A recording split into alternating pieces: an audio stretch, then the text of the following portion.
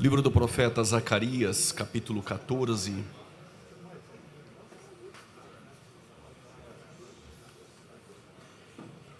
Zacarias, seu capítulo de número 14.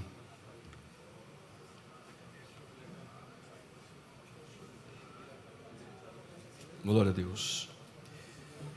Os nossos livros, os nossos materiais estão aqui atrás, do lado da banca da livraria. Se os irmãos quiserem adquirir, nós temos O Tempo do Fim, lançado pela Casa Publicadora, O Epítome do Pregador Pentecostal e Mulheres que Marcam. Se vocês quiserem adquirir, a minha esposa está ali para vos atender. Zacarias capítulo de número 14, versículo de número 9, é o texto. Lembrando, irmãos, antes da leitura, que o texto de Ageu, do seu capítulo de número 2, que a glória da última casa será maior do que a primeira, como bem enfatizei aqui ontem, nós temos 3 vias de interpretação neste texto. Existem aqueles que acreditam que este texto teve o seu cumprimento no tempo de Zorobabel e Josué, filho de Josadaque, um tição tirado do fogo, após a reconstrução do templo, agora de madeira, em que os anciãos, quando viram este templo, choraram, decepcionados, por não ser um templo como foi o de Salomão. E é possível que esses anciãos, eles tinham mais de 120 anos, porque eles contemplaram com os teus olhos o primeiro templo de Salomão. Contudo, em Esdras capítulo 3 diz que os mais jovens, aqueles que não viram o primeiro templo de Salomão, se alegravam, e que a glória da última casa teve o seu cumprimento ainda naquele tempo, quando Ageu exortou o povo: subi ao monte, cortem madeira e edifiquem a minha casa. Mas o povo tinha uma deficiência naquilo que tange a força para poder se propor a reconstruir o templo, por conta da oposição dos samaritanos. E aí que se levantou Zacarias dizendo: não é por força e nem por violência. O que Zacarias estava dizendo é: vocês não vão precisar usar os vossos braços, vocês não vão precisar usar a força humana. Não é por força nem por violência, mas é pelo meu espírito. Existem aqueles que acreditam no cumprimento no tempo de Jesus, que a glória da última casa era o próprio Messias, o Cristo encarnado. E existem aqueles que, como eu, acreditam que este texto tem uma projeção profética, que parte do seu cumprimento se dá em Cristo e a outra parte na glória do Messias, em uma terra restaurada para um período milenar. E como a minha proposta essa manhã é as glórias do milênio, então nós vamos trabalhar com esta glória, com o seu cumprimento cabal e crucial, também dentro de um reino milenar, de um reino literal, onde Cristo vai reinar literalmente. O texto áureo para o desdobramento da minha fala está em Zacarias capítulo 14, versículo de número 9. Antes de ler, eu quero mais uma vez agradecer a Deus pela bondade de permitir que eu pudesse contribuir nessa escola bíblica tão relevante aqui em Alagoas, ao pastor presidente dessa igreja, pastor Orisvaldo Nunes de Lima, que dispensa comentários, e particularmente para a minha vida, como sempre disse, onde eu estou ministrando e ele está à minha retaguarda, ele sabe o quão importante ele foi para o meu ministério. A vida dos pastores que aqui estão, toda a mesa diretora, ao pastor Ailton Júnior, Deus abençoe, pastor Leonardo, prazer revê-los aqui novamente, e que Deus nos direcione através do teu Espírito. Zacarias capítulo 14, versículo 9: o Senhor será rei sobre toda a terra. Naquele dia, um será o Senhor e um será o seu nome. Um será o seu nome porque ele tem um nome mais excelente que os anjos. Paulo diz que obediente até a morte de cruz, e Deus o exaltou soberanamente, e lhe deu um nome que é acima de todos os nomes. No período milenar haverá um nome, um Senhor, e nós estaremos com Ele como reis e sacerdotes. Quando nós falamos sobre milênio, não tem como fugir da história do cristianismo, porque a crença em um período de 1000 anos, ela já estava entre os pais da igreja. Quando nós falamos sobre dispensacionalismo, o dispensacionalismo não é um braço da escatologia. A escatologia é um braço do dispensacionalismo. E quando nós falamos de Assembleia de Deus, nós temos uma doutrina dispensacionalista. Ainda que o dispensacionalismo clássico, de forma majoritária, os teólogos de nossas igrejas aderiram ao dispensacionalismo clássico, e o que eu vou dizer aqui é com muito respeito. Nós aderimos ao dispensacionalismo clássico e, infelizmente, alguns irmãos não progrediram, como o próprio dispensacionalismo clássico progrediu. Quando eu observo alguns irmãos apaixonados pela escatologia, não estou falando de aventureiros, estou falando de homens piedosos apaixonados pela escatologia, mas só leram notas de rodapé da Bíblia de Scofield, ou simplesmente só leram livros de Lawrence Walson. Isso nos traz uma doutrina escatológica dispensacional um tanto que problemática, porque o dispensacionalismo clássico, ele progrediu para um dispensacionalismo normativo, que os próprios dispensacionalistas progressivos chamaram esse dispensacionalismo normativo de revisado. E a nossa igreja, a Assembleia de Deus, ela tem a doutrina dispensacionalista, mas, contudo, a escatologia sempre foi a doutrina mais pregada em nossos púlpitos. Contudo, uma das doutrinas menos trabalhada. E por quê? Porque nós ainda estamos engessados nas notas de rodapé da Bíblia de Estudo de Scofield. E só para vocês terem uma ideia, quando eu digo dispensacionalismo revisado em nossos púlpitos, alguns parece que ficam assombrados. E aí olham para nós dizendo, um menino novo está trazendo algo novo. O que eu estou trazendo aqui é algo que foi revisado em 1940, 1950. Nós que estamos ultrapassados. E porque muitos pararam de estudar e não estudam mais, então eles se opõem a uma doutrina que agora observa-se que é a doutrina que mais dá sustentabilidade ao pré-tribulacionismo e ao pré-milenismo. Quando você ouve alguém falar sobre dispensacionalismo revisado, não é um dispensacionalismo novo que se opôs contra o clássico. São os teólogos clássicos que se reuniram e mais de 1000 notas de rodapé da Bíblia de Estudo de Scofield, que é aquela que nós bebemos, foi essas notas revisadas. E nós ainda estamos com aquela antiga sem uma revisão. Então, observa-se que o dispensacionalismo clássico hoje, ele é o dispensacionalismo normativo revisado. E dentro do dispensacionalismo revisado ou clássico, ou até mesmo alguns pontos do progressivo, que é uma tentativa de pegar o revisado com a mão direita e com a mão esquerda o clássico e ficar neutro. Todos nós defendemos um período de um reino literal na terra de 1000 anos.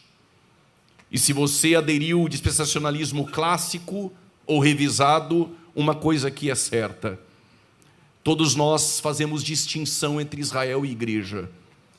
E como disse, a escatologia é um braço do dispensacionalismo, porque o dispensacionalismo ele trabalha com a hermenêutica e eclesiologia. E ao trabalhar com a hermenêutica, nós temos neste trabalho hermenêutico e exegético, um desdobramento que recai em nossa escatologia. E por quê?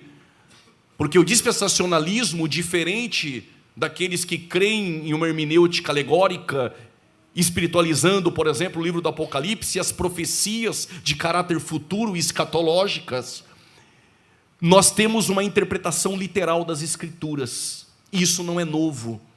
Quando nós falamos sobre dispensacionalismo, nós nos remetemos a John Nelson Darby, em 1827 a 1830, mas lembrando que o dispensacionalismo, ainda não usando o termo, já fazia distinção na maneira econômica como Deus trabalhava em eras distintas, na maneira como Deus executava os seus propósitos, os seus planos e os seus programas dentro de dispensações. E John Nelson Darby, ele aderiu à ideia de 7 dispensações, que são as mais conhecidas entre nós assembleanos, que é a dispensação da inocência, consciência, governo humano, patriarcal, lei, graça, e a última dispensação, que é a dispensação milenar, que é o período do milênio, onde nós iremos trabalhar. Contudo, entretanto, não são todos os dispensacionalistas que aderem 7 dispensações. E quando eu vejo alguém ensinando em púlpitos nossos assembleanos sobre dispensacionalismo, e às vezes falam sobre 4 dispensações ou 3, alguns irmãos ficam nervosos e até se opõem contra, como se fosse uma regra de Darby para nós assembleanos aderir 7 dispensações. Só para os irmãos terem uma ideia, não há um segmento absoluto e normativo para dizer que são 7. Você pode defender 4, 3 dispensações. Contudo, que nós chegamos à essência do dispensacionalismo no tocante à escatologia, que é um arrebatamento pré-tribulacional, e que haverá uma dispensação milenar de um período de 1000 anos. Isso não é novo na Assembleia de Deus, não é novo na nossa declaração de fé. Nós bebemos da fonte das Escrituras, inspiração verbal absoluta, inerrante, infalível, mas também já era uma doutrina entre os pais da igreja. Então, quando eu vejo alguns irmãos sendo atacados, dizendo que o dispensacionalismo no tocante ao pré-milenismo é algo novo, não é verdade. Justino Marte, Tertuliano, Papias, os pais da igreja já defendiam um período de 1000 anos e de um governo literal de Cristo na terra. Então, lembrando que os pais da igreja, antinicenos e pós-nicenos, antes do concílio de Nicéia e pós o concílio de Nicéia, eles já criam em um período de 1000 anos, onde Cristo irá governar literalmente a partir de Jerusalém. E há uma nota aqui no diálogo com Trifão, capítulo 80, diz assim: há muitos que mesmo da nossa raça cristã confessam que haverá uma ressurreição dos mortos e 1000 anos em Jerusalém. Observe que já é uma observação atestada entre os pais da igreja. Então nós temos uma hermenêutica de uma interpretação literal das profecias bíblicas veterotestamentárias que apontam para um futuro, e nós cremos no cumprimento dessas profecias de forma literal. E não existe possibilidade alguma, e qualquer intérprete das Escrituras, honesto intelectualmente, ele não pode de maneira alguma pegar uma profecia destinada a um povo étnico que é Israel, em um cumprimento futuro, e forçar essa profecia para caber dentro da igreja. As profecias futuras para Israel terão um cumprimento com a nação étnica de Israel. E lembrando que no Antigo Testamento não havia igreja. É um erro crasso um assembleano, um intérprete das Escrituras, enxergar igreja no Antigo Testamento. Quando Jesus anunciou a igreja pela primeira vez, ele disse: sobre esta pedra edificarei a minha igreja. Futuro, não havia igreja no Antigo Testamento. Edificarei a minha igreja. Então a igreja é um plano na eternidade, porque Paulo, aos Colossenses 1, 26 e 27, e aos Efésios capítulo 3, versículo 3 ao 5, diz que a igreja é um mistério oculto em Deus. Ou seja, a igreja é um plano na eternidade. Os anjos não sabiam. Nenhum profeta veterotestamentário sabia sobre a igreja. Anunciada pela primeira vez debaixo de uma promessa: edificarei a minha igreja, as portas do Hades não prevalecerão contra ela. Mas ela nasce na cruz e vai ser inaugurada em Pentecostes. Assim como no Éden, Deus adormeceu o primeiro Adão e da costela nasceu uma mulher. Na cruz do Calvário nós temos o último Adão. E o soldado com uma lança rasgou também ao lado do último Adão. Saiu água e saiu sangue. Se do primeiro Adão da sua costela saiu uma mulher, do último Adão na cruz da sua costela saiu água e sangue, nasce a igreja.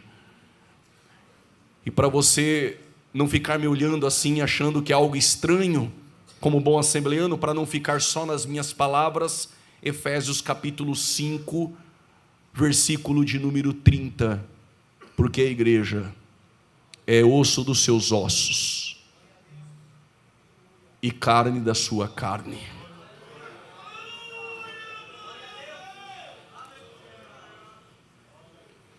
Como não é uma mensagem evangelística essa manhã,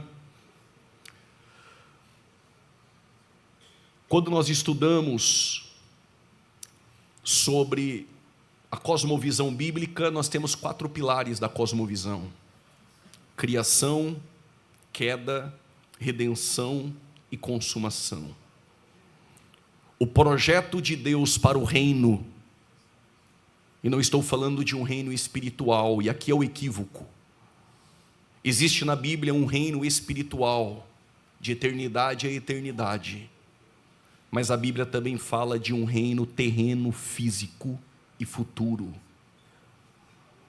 A falta de compreensão de alguns é acreditar que o reino já está entre nós e que não existe um reino futuro literal.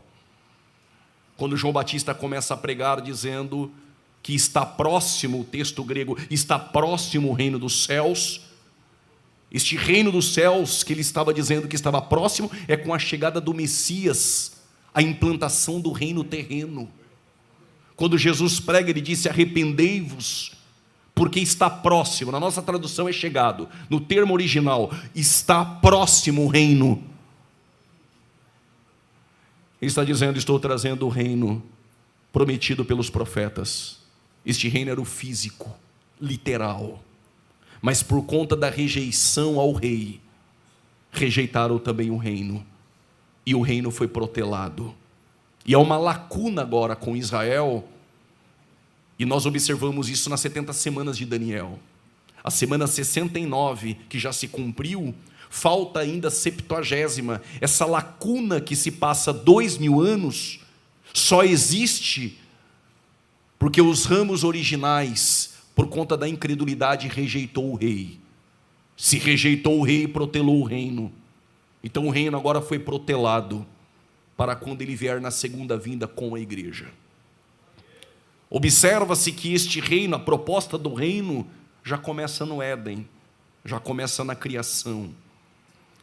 Quando Deus colocou Adão no jardim no Éden, nós chamamos Adão de administrador teocrático.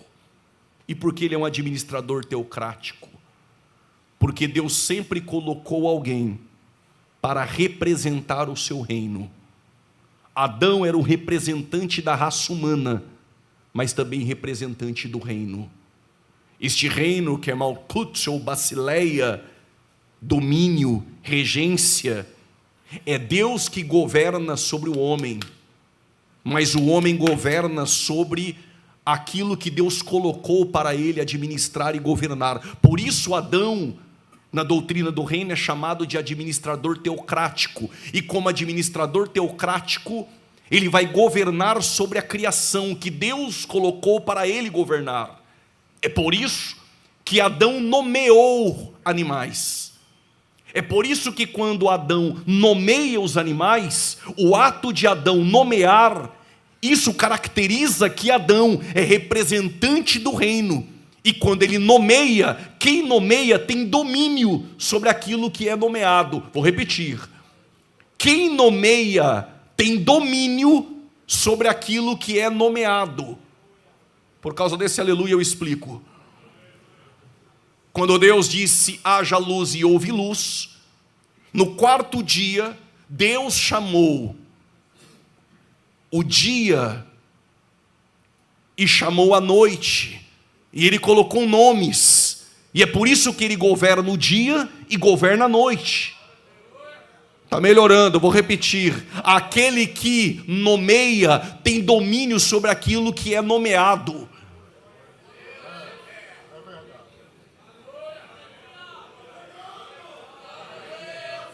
Chamou luz de dia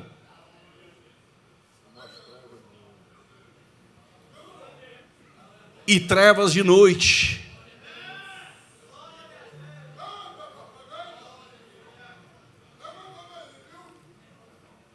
Por isso ele tem o poder.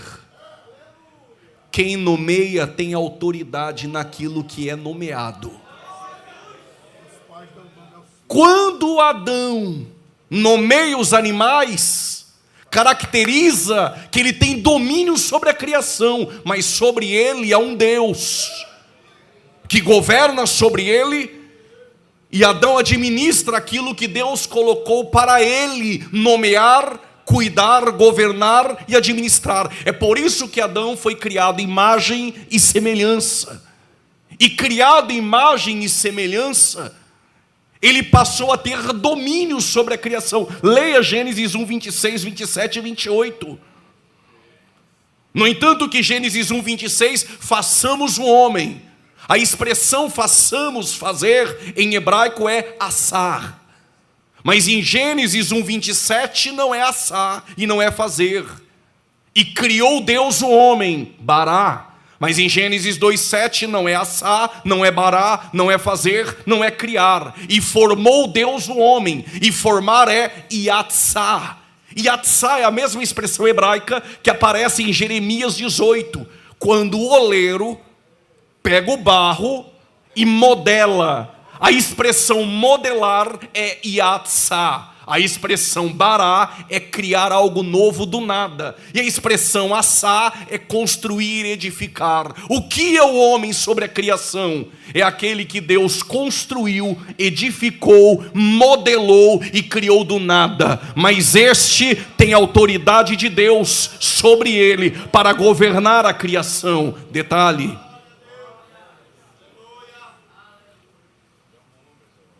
Faraó Neco trocou o nome de Eliaquim para Jeoaquim. Por que Faraó Neco fez isso? Mudando o nome. Eu tenho autoridade sobre aquele que eu nomeio. A partir de agora você não será mais Jacó. Tu serás Israel. Quem manda em ti sou eu, Jacó.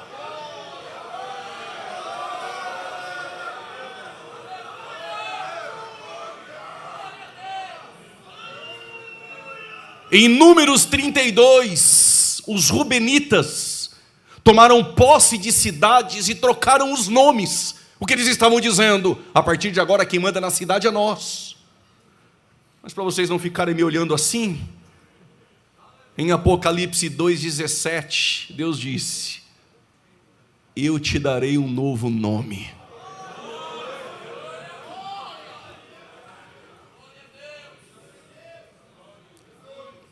Só que há um detalhe aqui, guarda isso no teu coração. Quando aquilo que Deus colocou em tuas mãos para você governar, quando essa ordem é invertida e aquilo que é para você governar te governa, você quebra o propósito e o princípio, e a partir de então a queda da administração teocrática. E por quê? Porque a serpente é um animal do campo. Mas a serpente está falando com Eva no jardim no Éden. Tem campo, Éden e jardim no Éden. O que a serpente está fazendo no jardim no Éden, se é um animal do campo? Se tivesse mulheres aqui e eu desse 3 alternativas, se quando tu chegasse em tua casa, o teu papagaio, o teu gato, o teu cachorro falasse contigo, você expulsa no nome de Jesus, letra A. Letra B, cai desmaiada, ou letra C, sai correndo procurando o pastor Oswaldo. A Bíblia não diz, mas Eva já conversa com a serpente. Não parece que já estava lá familiarizada? É que quando aquilo que é de fora, parênteses aqui, eu vou usar aquilo que nós chamamos de analogia, não tipologia. Não teria tempo para isso. Mas tem gente enxergando o tipo onde nunca existiu. O que eu vou usar aqui é uma analogia e não tipologia. A história do livro de Ruth é emblemática para também ilustrar o que aconteceu com Adão em seu governo teocrático. Quem é o governo da família? Elimeleque. Deus é meu rei. Só que no tempo dos juízes, quando a fome veio sobre toda a terra, houve fome. Era tempo em que os juízes julgavam e cada um fazia o que parecia bem aos seus olhos. Elimeleque, ele toma uma iniciativa de mudar-se para Moabe. É melhor ficar na casa do pão, mesmo na fome, do que ir para a terra da carne. Sair de Belém, da casa do pão, é uma tragédia direcional. E ele pegou a esposa Noemi, os 2 filhos, Malom e Quilom, e foram para Moabe. Quando ele empobreceu, ele deixou a terra. Em Levítico 26, quando alguém empobrecia e deixava a terra, essa terra passava a ser agora de um poceiro. Preste muita atenção na minha linha de raciocínio. Elimeleque empobrece. Quando ele sai de Belém, ele deixa a terra. Ao deixar a terra, quem toma posse da terra agora é chamado em Levítico 26 de o poceiro. Só que para que o poceiro, em Levítico 26, não ficasse altivo achando que a terra era perpetuamente dele, Deus deu uma ordem. A terra não poderá ser do poceiro perpetuamente. Por quê? Porque a terra é do Senhor. Ele só coloca administradores teocráticos, mas a terra é do Senhor. Só que qual a solução para quem empobreceu e perdeu a terra? Se perdeu a terra, como resgatar a terra? Deus deu uma ordem. Se o Elimeleque, ou aquele que empobrecer, tiver um parente remidor, este parente remidor pode quitar a terra e a dívida, e a terra voltará a ser da descendência de quem perdeu. Então, quando Elimeleque ele chega em Moabe, ele morre. Passado 10 anos, os 2 filhos também morrem, Malom e Quilom, que um significa quase morto e o outro enfermo. Fora da terra do pão é isso que sobra. Só que Orfa e Ruth, que se casaram com os 2 filhos, 2 moabitas, elas eram novas e Noemi já estava avançada de idade. E Noemi disse a ela, segundo o Talmud, volte para os seus deuses. Mas a nossa Bíblia é, fique aqui, eu não tenho idade para ter filhos, vou voltar para Belém, porque Deus havia visitado o povo. E vocês seguem a vida de vocês. Eu não tenho idade para ter filhos, eles crescerem e se casarem com vocês. Você conhece a história, não preciso me desgastar. Aí Orfa beijou e se despediu. E Orfa lembra de Judas. Só estava com Noemi quando Noemi tinha algo para oferecer. Se Jesus disse que vai ser rei, ele pensa, vai ter um reino, eu sou tesoureiro, eu tenho gabinete com ar-condicionado, estou dentro. Mas quando descobriu que Jesus ia para a cruz e que o evangelho é renunciar a si mesmo, pegar a cruz e seguir, fez igual Orfa, beijou e foi embora. E Ruth é igual João. Não importa o que você passar, onde fores eu irei, onde deitares eu deitarei, onde dormir eu também durmo, onde pisar eu também piso, tua família é minha família, o teu Deus é o meu Deus.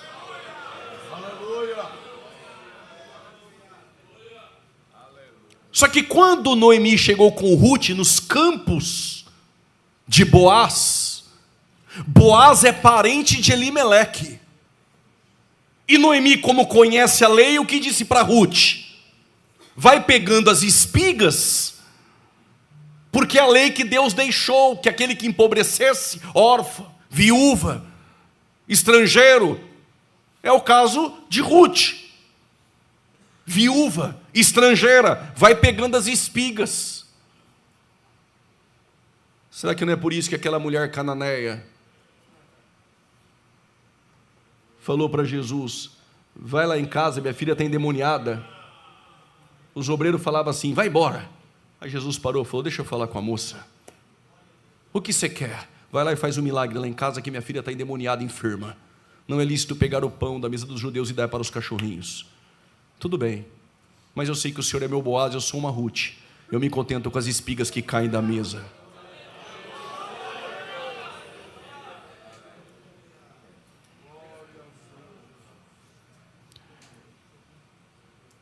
Quando Ruth recebeu o conselho de Noemi para tirar as sandálias de Boaz, tirar as sandálias no Oriente, no tempo antigo, é: me redime. Tu nem precisa dizer, só tira a sandália. A mensagem é: me redime. Segundo Deuteronômio 25, se Boaz não redimisse Ruth, ela deveria ir no juiz da cidade, dizer ao juiz: meu parente remidor não quer me redimir. O juiz da cidade daria ordem. Ela iria até a casa de Boaz, cuspiria na sua face, e seria escrito no umbral da casa de Boaz: a casa do descalçado. E por quê? Porque ele não quis redimir. E redimir é entregar as sandálias. Se entrega as sandálias, eu te redimo. Só que Boaz, quando Ruth pediu para redimir, tirando as sandálias, ele disse que não poderia redimir, porque ele tinha que falar com o fulano. Inclusive já ganhei queijo de Minas Gerais e Coca-Cola e café, quando eu disse que na Bíblia tinha um fulano. Aí tinha um crente que só lia livro, não lia a Bíblia. Ele falou: nunca que na Bíblia tem um fulano. Falei: então está lá em Ruth, capítulo 4, eu fiz a aposta e ganhei. E disse Boaz ao fulano. Quem é o fulano? Eu dei de lambuja para ele até a revelação. Eu disse assim: olha, o fulano é o irmão mais velho de Boaz. Como tu sabe? Calma. O irmão mais velho é que tem o direito da remissão. Então era de direito Boaz chegar ao irmão mais velho e dizer: redima Ruth tu. O irmão mais velho disse: não posso redimir, permita-me a expressão, está no texto original, para que não dane a minha herdade. O que ele está dizendo é: eu já tenho esposa, eu não posso redimir mais uma, porque uma já dá trabalho, imagine duas. Escapou.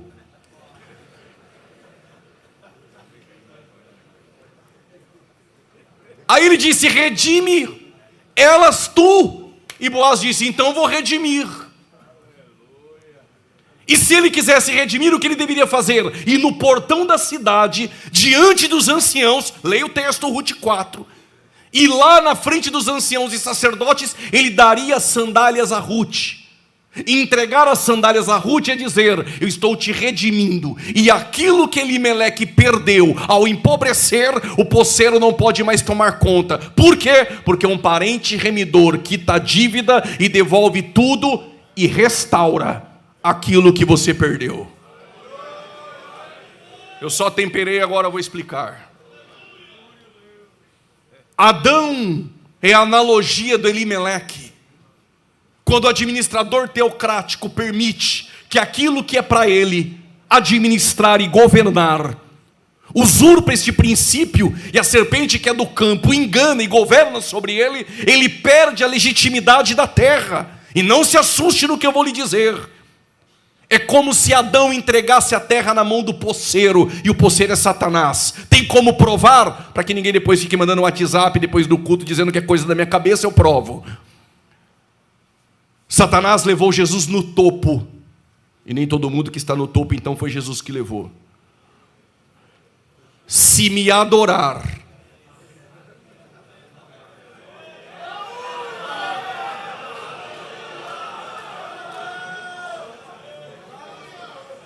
antes de explicar, eu vou dar mais uma. Essa pregação de pregadores: se der glória, ele dá. Se cutucar o irmão, ele dá. Se fizer, ele dá. Essa teologia quem criou foi Satanás. Se me adorar, eu te darei os reinos. Quem inventou isso foi Satanás. E qual o evangelho puro? Se ele dá ou se ele não dá, ele é Deus. Adore. Voltando, provando que Adão entregou a terra à mão do poceiro, o poceiro Satanás disse: se me adorar, eu te darei os reinos. Ele tomou posse dos reinos. Paulo diz, 2 Coríntios 4, o Deus deste século. João 12, o príncipe deste mundo. Adão perdeu o direito de administrar a terra e entregou na mão do poceiro, que é Satanás. A partir de então, Elimeleque empobrece e morre. A terra está na mão do poceiro, mas não perpetuamente. E por quê? Porque tem um Boaz que está vindo nessa história. Alguém levantou a mão, vou repetir. Tem um Boaz que está vindo nessa história, para no portão da cidade, na cruz do Calvário, diante dos anciãos e dos sacerdotes, redimimos. E só quem é redimido recebe as sandálias. Que sandália é essa? Não é o sapatinho de fogo, é os calçados do Evangelho, para ser testemunha que o nosso Boaz continua redimindo.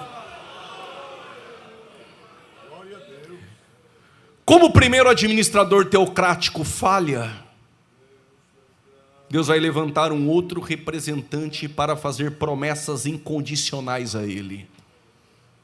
Deus desceu na terra de Ur dos Caldeus, na Mesopotâmia, e disse a Abrão: sai da terra, da parentela, da casa dos teus pais, e vai para a terra que eu vou lhe mostrar. Sai da terra, da parentela e da casa dos pais. Pela lógica, primeiro você sai da casa dos pais, depois da parentela e depois da terra. Como Deus não trabalha com lógica, Ele vem na contramão dizendo: primeiro sai da terra. E por que da terra? Porque a terra de Ur dos Caldeus é idólatra. Primeira coisa que Deus faz em seu administrador teocrático é tirá-lo do ambiente que incomoda a Deus.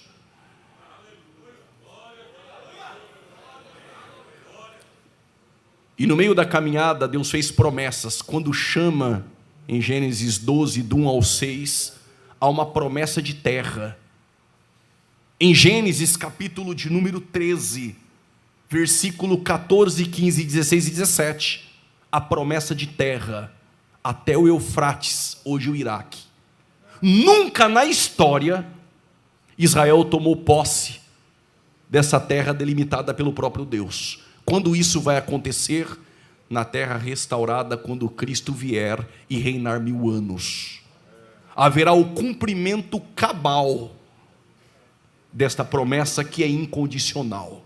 E quem veio ontem, lembra quando eu disse que Deus chamou ele para um pacto, para uma aliança, colocando animais um de frente para o outro, adormeceu ele, passou como fogo no meio dos animais, dizendo: vou cumprir a minha parte porque eu prometi. E como a promessa não tem condições, é incondicional, deixei tu dormindo para você não precisar cumprir a tua, porque o Senhor vai cumprir e Ele não muda.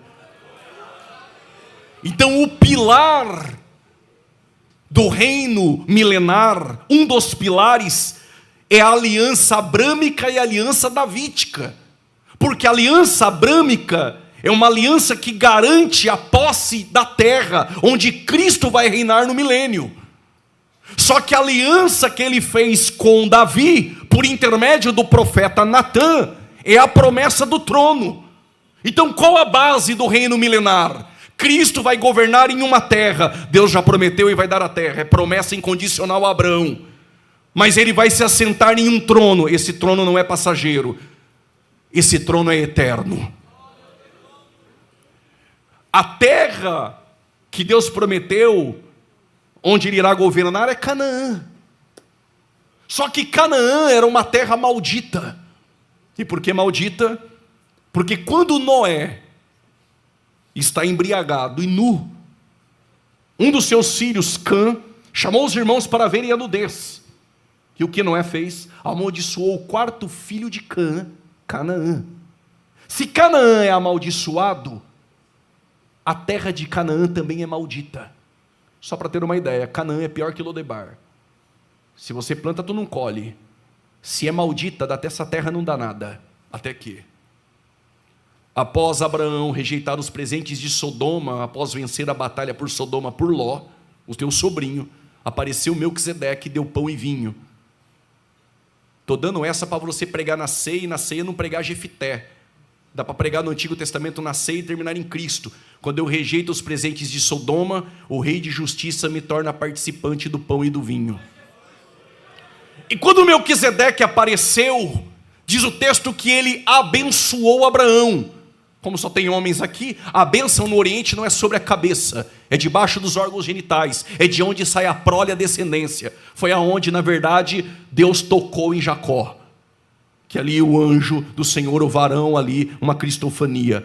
Quando ele colocou as mãos em Abraão, ele abençoou Abraão. O que ele não sabia é, os que te abençoar, eu também abençoarei. E quem é Melquisedeque? Rei de justiça, rei de Salém. E onde é Salém? Antiga Jerusalém. E onde é Antiga Jerusalém? Salém? Canaã. Quando ele abençoou Abraão, a máxima da bênção de Abraão veio sobre Melquisedeque e veio sobre Canaã. A terra que era maldita e que planta e não colhe, agora vai manar leite e mel.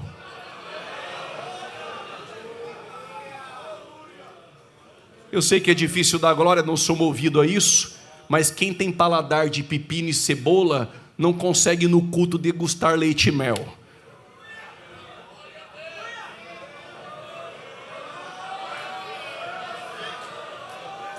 Se rotar azedo aí do teu lado e não der glória a Deus, é pepino e cebola. Mas se estiver adorando, levantando a voz e glorificando, é porque já tomou posse da terra que Deus prometeu.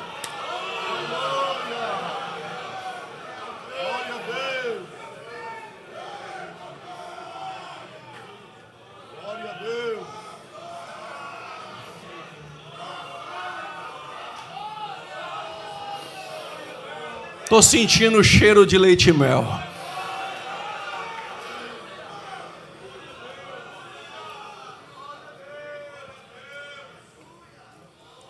Se comer um churrasco hoje, o boi teve que morrer. Se disser que está light e comer fruta, semente tem que morrer. Alimentos provêm da morte, mas leite e mel.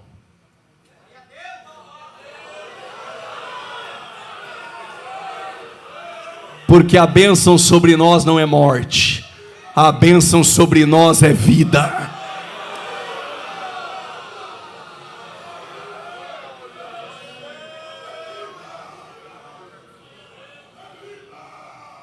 A aliança que Deus fez com Abraão recai sobre 3 pilares: uma terra específica do Egito ao Eufrates.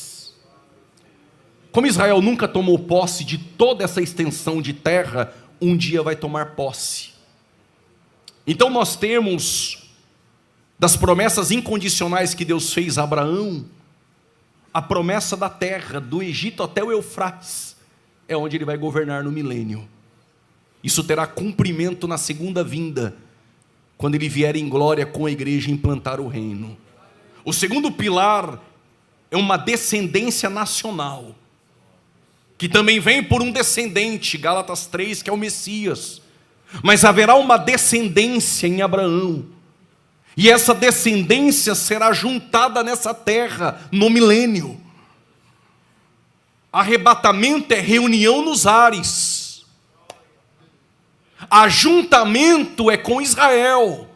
Por isso não confunda arrebatamento em 1 Tessalonicenses 4, versículo 17, João 14, do 1 ao 4, 1 Coríntios 15, a partir do 52, e principalmente não confundir com Mateus 24, versículo de número 30 e 31, porque arrebatamento em 2 Tessalonicenses 2, 1, é a reunião com ele nos ares. Mas em Mateus 24, 30 e 31 é ajuntamento dos eleitos de Israel na terra, a promessa de ajuntar todos os eleitos, porque Israel tem uma eleição instrumental, não teria tempo para isso aqui, mas existe a eleição cristológica, o Messias é o eleito, existe também uma eleição salvífica segundo a presciência, 1 Pedro 1, 2, Mas existe também uma eleição nacional, chamada por nós dispensacionalistas de eleição instrumental. Não dá para comentar sobre isso aqui, demoraria tempo, mas aqui é o norte para você estudar. E existe essa eleição instrumental e nacional, que Israel é um povo eleito.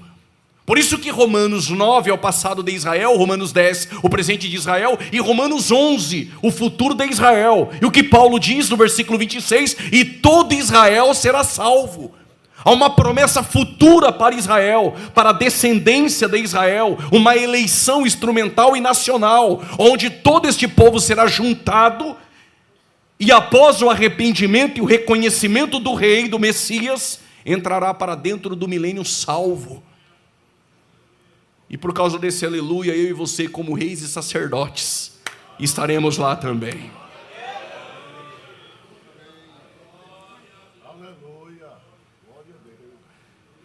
E existe também na aliança abrâmica uma bênção universal. Todas as famílias serão benditas por conta do descendente. Observe, as famílias são benditas na terra por causa do descendente que é Cristo, sim, mas muito mais ainda no milênio, uma parte já se cumpriu. A descendência, como pó e como estrela, Israel povoa todo o universo, tem seu cumprimento. A da terra ainda não. Isso é prova que ainda vai se cumprir. E só um adendo aqui. No ano 70 da era cristã, Jesus já havia predito, há 40 anos antes, que não ficaria pedra sobre pedra. Os irmãos lembram? Em Mateus 24, o início do sermão profético. No ano 70 teve o cumprimento, quando Tito destruiu completamente Jerusalém e o templo, que foi ampliado por Herodes. Este templo, que foi reconstruído por Zorobabel, mas ampliado por Herodes.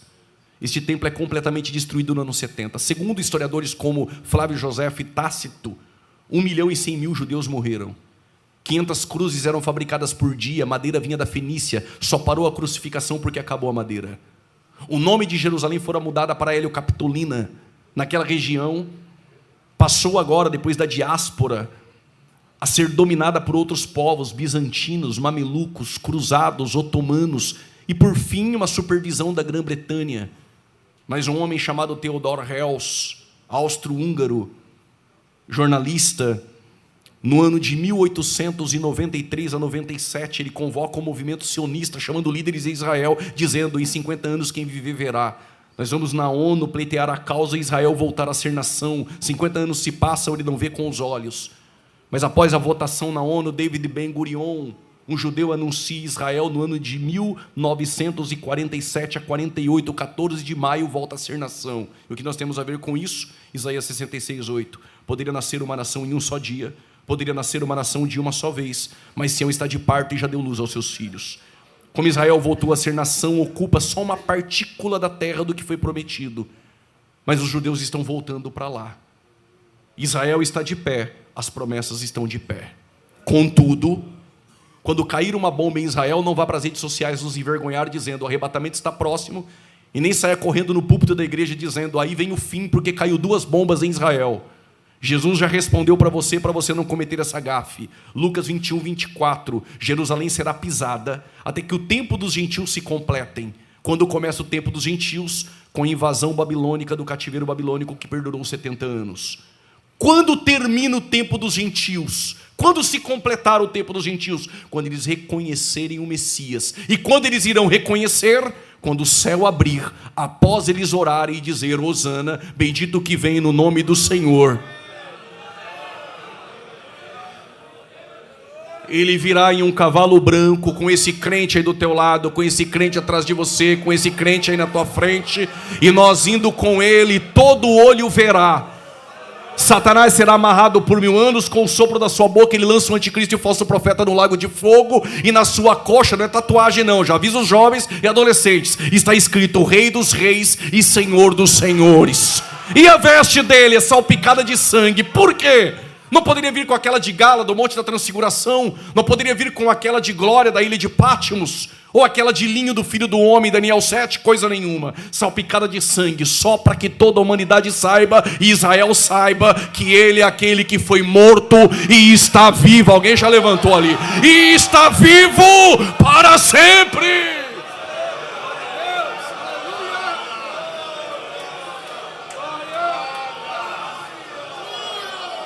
Estou sentindo o cheiro de leite e mel.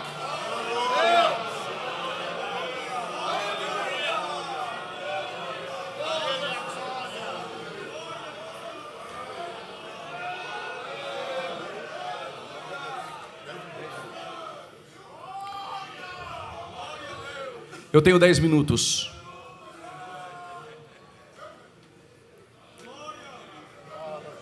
O administrador teocrático era Adão. Perdeu o direito da terra. Deus levanta agora um administrador teocrático, Abraão, para 3 bênçãos: posse da terra, descendência e a bênção em todas as famílias da terra seriam benditas por causa de um descendente. Essas promessas terão seu cumprimento, seu ápice, a acrópole, o clímax no período milenar. Só que depois de chamar Abraão, Deus agora vai levantar um povo como administrador teocrático. E quem é o povo? Israel. Só que percebe que Israel começa em Abraão. Não começou com uma nação forte e poderosa. Israel começou através de um homem, de uma prole idólatra, e de uma mulher que tem o ventre estéril. Depois ele colocou um nome nessa nação. Quando ele troca o nome, ele muda o nome de Jacó para Israel. Agora, esses escravos na terra do Egito, que ficarão 400 anos, eles irão sair de lá. Só que se eles seguissem na linha reta de Gosen, ou Gozen, como alguns querem, até Ramsés, Sucote, deserto de Etã, se eles seguem em linha reta, eles chegam em Canaã. Mas Deus disse: traga-os Moisés aqui nesse monte, no Sinai. Geograficamente, aquilo que era para ser linha reta, teve que descer aqui embaixo. Permita-me, não me confunda, não estou aqui espiritualizando o monte. Vou repetir, não estou aqui espiritualizando o monte. Mas se Deus às vezes escolhe um ambiente para restaurar pessoas, manda quem pode.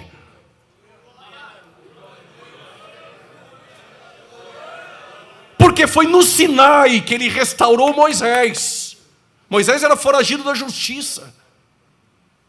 O homem que disse não matarás tinha matado o egípcio. Isso é a graça.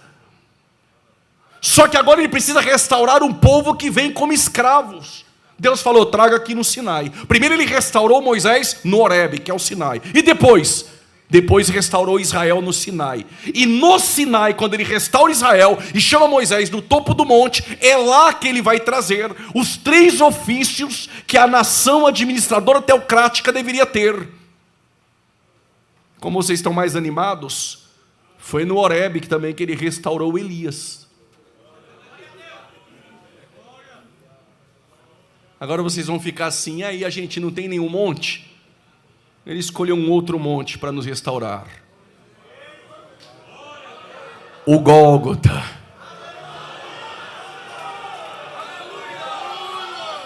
Isso é uma outra história. Até que se eu contar tudo, ano que vem o pastor não me chama mais. Vou deixar sempre um pouco para depois. Já tem um pastor amigo meu que ele disse assim, ele aprendeu lá no interior, ele falou assim para mim: pastor Juliano, quando tu prega, não fica dando tudo não, porque é melhor deixar um pouquinho com sede do que matar afogado.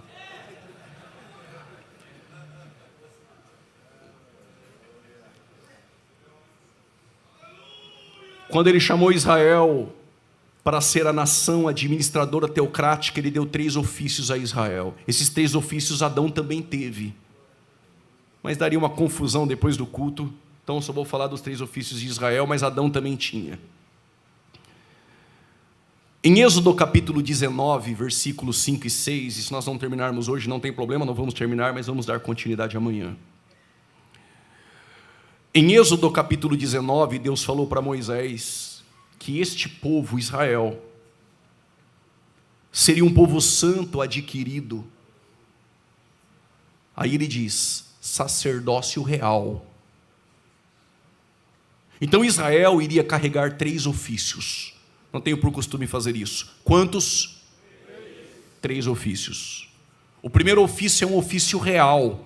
Se ela é uma nação real, é porque é uma nação administradora teocrática. Deus daria um rei. Eles se precipitaram e antes do propósito eles escolheram um rei, que na verdade foi Deus que escolheu, mas segundo o padrão deles. Mas já era do plano de Deus dar um rei, porque seria uma nação administradora teocrática. Deus governa, mas teria um rei naquela nação. Se ler Deuteronômio você descobre Deus dando as diretrizes de um rei. Então já era o plano de Deus ter um rei. A nação de Israel teria regras reais, mas seria também uma nação sacerdotal. O que é o sacerdote? O que representa o povo para com Deus. Esse é o segundo ofício. Não que seja uma ordem cronológica, ok? O terceiro ofício é o ofício profético. E por que o ofício profético? Quando Deus queria falar com o povo era pelo profeta. Olhem para cá. Quando o povo queria se achegar a Deus, sacerdote. Quando Deus queria falar com o povo, profeta. E as diretrizes do povo pelo rei. Por isso que o sacerdote era mais amado que o profeta. Só para o deturpado, como Saul e Doeg, que matou mais de 80 sacerdotes. Mas raramente tinha morte de sacerdote. Mas tinha morte de profeta. Profeta não tem honra na sua pátria e na sua terra, ó Jerusalém que mata os profetas. E por que o profeta era morto e o sacerdote não? Porque o povo tinha interesse no sacerdote. Quando tem interesse, alisa e bajula. Eu quero chegar a Deus, é o sacerdote. Só que quando Deus queria corrigir o povo, era o profeta. Aí o profeta era odiado.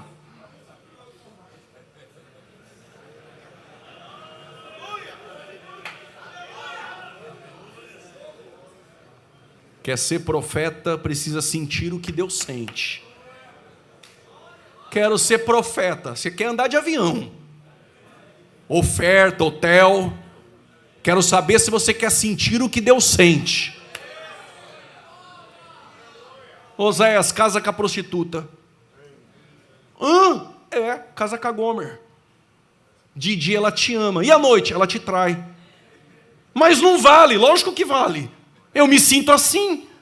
De dia eles vêm para o culto no templo e me adoram e cantam música. E à noite se prostitui com o mundo. Eu sou traído. É adultério espiritual. Tu não achou que ia pedir para você cutucar 2 ou 3, Deus está te dando vitória numa escola bíblica?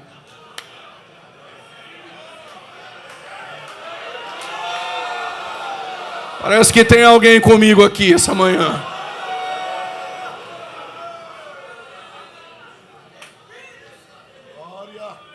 Eu tenho mais 2 minutos, eu encerro. O que ficou para amanhã? Israel é a nação administradora teocrática dos desígnios de Deus. Mas Israel vai falhar nos 3 ofícios. E só um homem, um Boaz, cumpre os 3 ofícios.